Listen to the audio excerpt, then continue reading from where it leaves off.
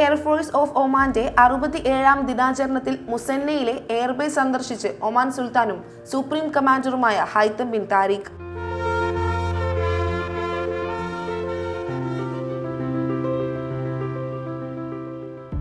Royal air force of ഒമാന്റെ പ്രവർത്തനക്ഷമതയും ആധുനിക സൈനിക ശേഷികളും അദ്ദേഹം വിലയിരുത്തി.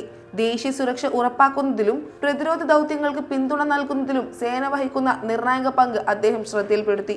റോയൽ എയർഫോഴ്സ് ഓഫ് ഒമാന്റെ കമാൻഡർ ഉൾപ്പെടെയുള്ള മുതിർന്ന സൈനിക മേധാവികൾ ബേസിൽ സുൽത്താനെ സ്വീകരിച്ചു.